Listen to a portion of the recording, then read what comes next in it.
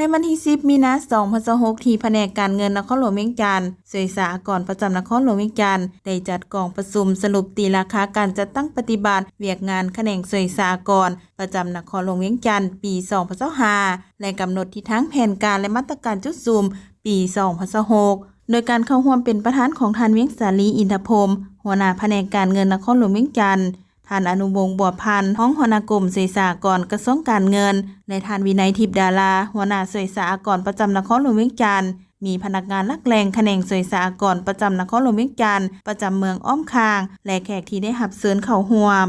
ในกองประชุมท่านวินัยทิพย์ดาราได้เน้นให้บรรดาทานที่เข้าร่วมกองประชุมยกสูงความรับผิดชอบสุ่มสติปัญญาเข้าในการค้นคว้าและประกอบคำคิดคำเห็นอย่างกงไปกงมาต่อกับบทสรุปการจัดตั้งปฏิบัติเวียกงานของแขนงสวยสหกรณ์ในระยะผ่านมาในทิศทางในต่อหน้าให้ปรากฏผลเป็นจริงพร้อมกันนี้กองประชุมได้ผ่านบทสรุปตีราคาการจัดตั้งปฏิบัติเวียกงานวิสาเฉพาะประจำปี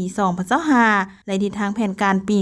2026 ของสวยสหกรณ์ประจำนครหลวงเวียงจันทน์ซึ่งในปี 2025 ทั่วนครหลวงเวียงจันทน์ได้รับแผนการปีทั้งหมด 3,601.55 ตื้อกีบในนั้นคันนครหลวง 2,868.52 ตื้อกีบเท่ากับ 127.02% ของแผนการปีเทียบใส่ตัวเลขปฏิบัติได้ในระยะเดียวกันของศกปีผ่านมาเป็นเงินเพิ่มขึ้น 941.74 ตื้อกีบและเป็นเงินลื่นแผนการปี 2025 ทั้งหมด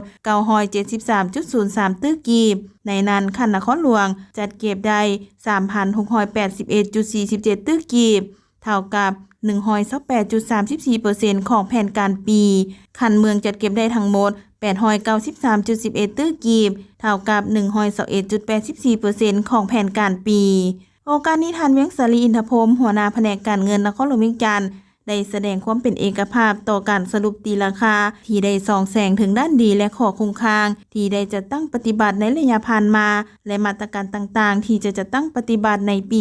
2026 ไปตามนโยบายมาตรการแก้ไขปัญหาทางด้านเศรษฐกิจการเงินติดพันกับวาระแห่งชาติการเพิ่มทวีการคุ้มครองและต้านการหัวไหลของรายรับงบประมาณพร้อมทั้งจัดตั้งพันขยายมติกองประชุมใหญ่สภาแห่งชาติมติกรมการเมืองศูนย์กลางภาคฉบับเลขที่04/กมสพ